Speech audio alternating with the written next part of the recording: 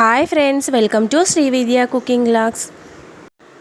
ఇవాల్టి special recipe చేపల పులుసు. చేపల పులుసు చాలా టేస్టీగా, చిక్కగా మనకు పులుసులో చేపలను వేసుకుంటే అవి విరిగిపోకుండా రావాలి అంటే ఈ విధంగా ఒకసారి ట్రై చేసి చూడండి. మరి ఈ టేస్టీ చేపల పులుసుని ఎలా ప్రిపేర్ చేసుకోవాలో చూద్దాం. చేప ముక్కలను తీసుకొని వీటిని నీట్గా శుభ్రపరచుకోవాలి. చేప ముక్కలని ఒక నిమ్మకాయ రసాన్ని గింజలు లేకుండా వేసుకోవాలి. అలాగే ఓ టీ స్పూన్ ఉప్పుని కూడా యాడ్ చేసుకోవాలి. ముక్కలు మునిగే అన్ని వాటర్ని యాడ్ చేసుకోవాలి. ఇలా ముక్కలను శుభ్రపరచుకుంటే స్మెల్ రాకుండా ఉంటుంది.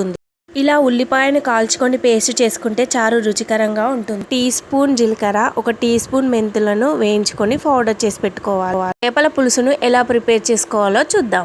ముందుగా స్టవ్ మీద గిన్నె పెట్టుకొని అందులో 2 టేబుల్ స్పూన్ ఆయిల్ను పోసుకోవాలి. ఆయిల్ హీట్ ఎక్కాక కొన్ని మెంతులు, ఒక టీ స్పూన్ జీలకర్రను వేసుకోవాలి. సన్నగా కట్ చేసి పెట్టుకున్న 4-5 పచ్చిమిరపకాయలను కూడా వేసుకోవాలి. 1 టీ స్పూన్ అల్లం వెల్లుల్లి పేస్ట్ను వేసుకొని పచ్చివాసన పోయేంత వరకు వేయించుకోవాలి.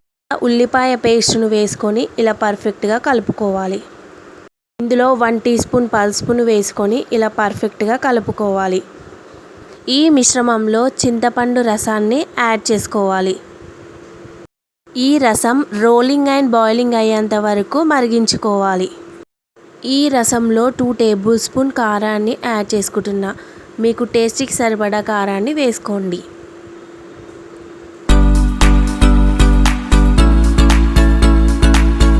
టేస్ట్కి సరిపడా సాల్ట్ను కూడా యాడ్ చేసుకోవాలి.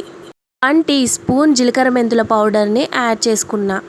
చూడండి, ముందుగా శుభ్రపరచుకున్న చేపలను ఈ చారులో 1 by 1 ఈ విధంగా వేసుకోవాలి. 5 మినిట్స్ వరకు చేపల పులుసును మరగనివ్వాలి. చేపల పులుసును గరిటెతో కలపకుండా ఇలా షేక్ చేయాలి. ఇలా చేస్తే ముక్కలు విరిగిపోకుండా ఉంటాయి. చూడండి, చేప ముక్క పర్ఫెక్ట్గా ఉడికిపోయింది. చేపల పులుసు వండిన రోజు కాకుండా నెక్స్ట్ డే రోజు తింటే చాలా టేస్టీగా ఉంటుంది. పులుసు అన్నంలో కాకుండా ఇడ్లీ, దోశలో కూడా తినొచ్చు. ఈ వీడియో కనుక నచ్చినట్లయితే లైక్ చేయండి, సబ్స్క్రైబ్ చేయండి ప్లీజ్.